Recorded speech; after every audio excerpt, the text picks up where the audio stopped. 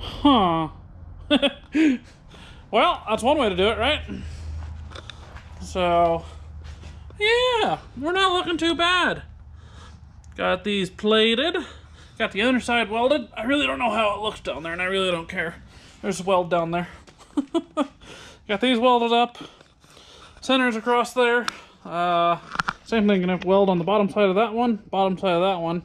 And that one I can, guess, get down where it's at and weld it. And then the other side I'm gonna bring it up and weld it there as well. So I might do that one from the other side. We'll see. But man, we're welded together. And it's promising, I guess. When I jack it up, it doesn't move and flex and wobble. It all seems pretty solid. So that's pretty cool. But yeah, a little here, a little there. Working on this in the evenings here. And getting this done. Yeah, I'm excited because I'm getting to the point where motor and transmission needs to go in this soon. And then I can make up a drive shaft, figure out what U-joint. I've got the drive shaft that came with it, so I got the proper U-joint.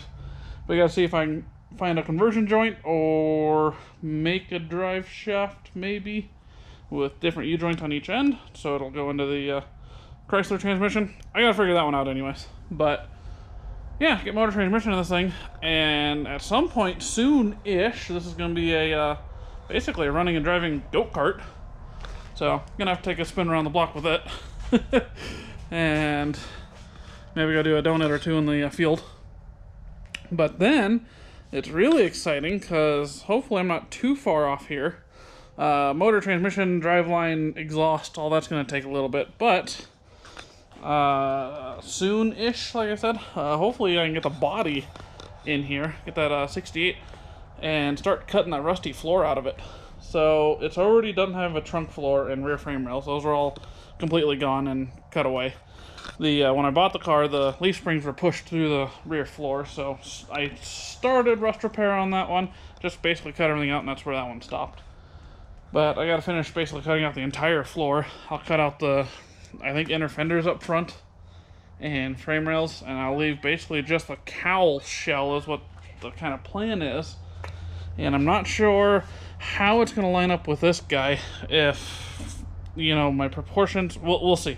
I've just got to get it and jack it up, and I got to figure that one out still too. I've got a few ideas of how to get the body up and down, and whether I do it outside with the tractor or in here with some tools, we'll see. But I want to get that in here, and once I get the body set on here, it is going to be so ridiculous looking and awesome and cool at the same time. That is going to be, you know, like a huge, you know, inspiration boost kicker, you know. That'll give me some encouragement to get this going. And oh my god, this thing's gonna be so ridiculous once there's a body on it. 68 Charger body. Man, we're still a little ways off from this thing being done and driving, but I don't think we're too far from this being a, like I said, go-kart. So that's gonna be cool. Yeah, gotta finish plating. I'm not sure how many of these I'm gonna plate. It would probably be smart to do the inside, but god, it's a lot of welding. But I should probably do it. At least on these outside ones. I may not have to worry about the middle ones, but we'll see. I'll see how far I keep going with this. So, because, you know, with how many tubes are here, I'm sure this is going to be strong enough, but I suppose too strong is better than not strong enough. But we'll see. I don't think I'll have any issues. And you know what? If I do, I'll just weld more bars in. So, we'll get it figured out. But yeah, that's where I'm at. It's looking ridiculous.